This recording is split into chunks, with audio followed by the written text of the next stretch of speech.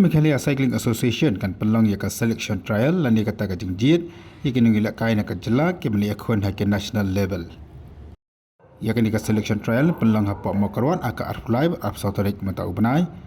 Presiden ka MCA ubah lenen bare rengkat ke dalam ke pat ke kam jong ke MCA ulia thu bakan ka selection trial kan sedang ha ka arf sautarik.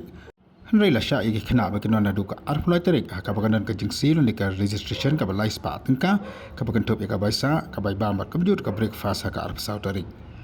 Balenen ulia thu ru bagi kena jong ka jalan mereka ke di ban siang kabu ya ka jinya asikil ka kum kini ka bagi ka cross country lan ka down slope hill. Namar baki samla khasi ki khamduna ka riya dunyat ba kamet ka phat kila banya shementa lamba ka cycling ka bandan kam ya ka bormet. Kata wang kedondon dot kilum kiwa bagi jaga kebabiang kan long jaga kebabiang nak kam tagi kena bagi nya practice lain ni bagi hikai hak kom nya cycle. Ulia turu bagi kena mentai kelas sang mat kisah perang hak dia bagi nya kom nya cycle bagi don ki kena ki boleh shementa bagi kusing kam ki bape ke dan ta po Kerala ki bala ban nikmat negari India ru.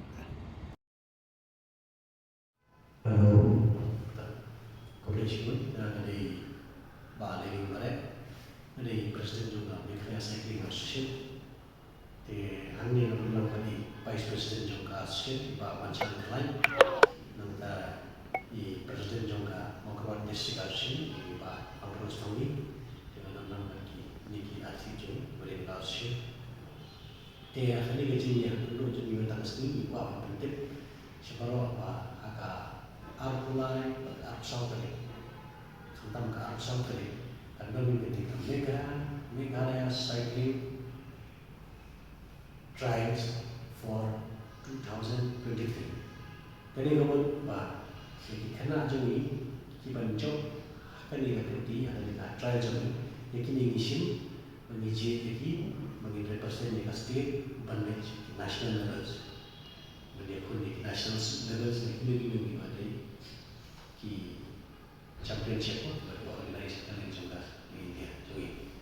Hari ini ada ganti mentah bidang sub junior, hasil dari komuni kedua nang yang youth kata kalau kita apa aja kesasuan, nama ni kuat apa kata youth tiwan nama ni kita kontak ini bagi orang train ini, bagi nanti bidang junior kategori, dan bidang elite kategori apa macam license dan nanti bidang tu DH, DH sudah diuji, kemudian DH kemudian open category DH. Tentang hasil, jadi siapa pun juga orang Muslim di penolong hawa Shalom ni, Raisausen, dari tentang hasil tak di penolong, di kuat hasil di kuat mengitur sekali tentang satu distrik.